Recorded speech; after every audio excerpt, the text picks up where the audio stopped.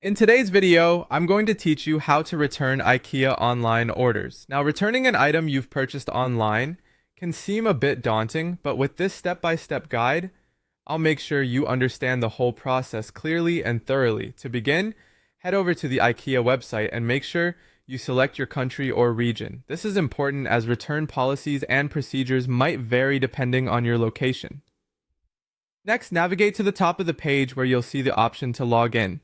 If you don't have an account yet, you'll need to sign up. Having an account is crucial as it helps in tracking your orders and returns easily. Once you're logged in, access your account by clicking on the Sign In button. You'll then need to enter your email address. Remember, this should be the same email you used while placing the order. After entering your email, click on Log In with your password and then go ahead to enter your password to complete the login process. With your account open, scroll down on the main page until you find the return policy link.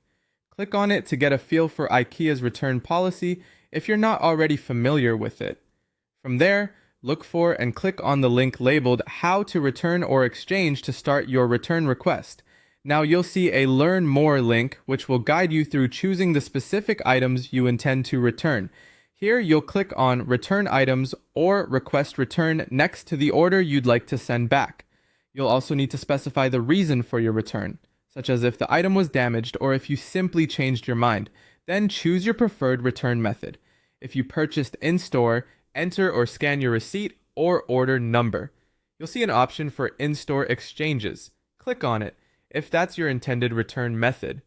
For online purchases, you might prefer IKEA's courier pickup option. Simply schedule a pickup from your address, though do note this option is available only in select areas. Upon deciding how to proceed, you'll come across the choice to click on Return Slip, PDF. Print this out, as you'll need to prepare your package for return. Ensure the item is packed securely, preferably in its original packaging, including all manuals and accessories. Then attach the return label provided by IKEA if necessary. To complete your return for courier pickup, IKEA's partner courier will reach out to schedule a convenient pickup time. Alternatively, you can visit the returns and exchanges counter at your nearest IKEA store. So remember to bring along your order confirmation email and ID. Finally, once IKEA receives your item, they'll send you a confirmation email. Refunds typically take about 3 to 10 business days to process, depending on your method of payment. And that's it! You're all set. And the entire process is actually quite straightforward with IKEA.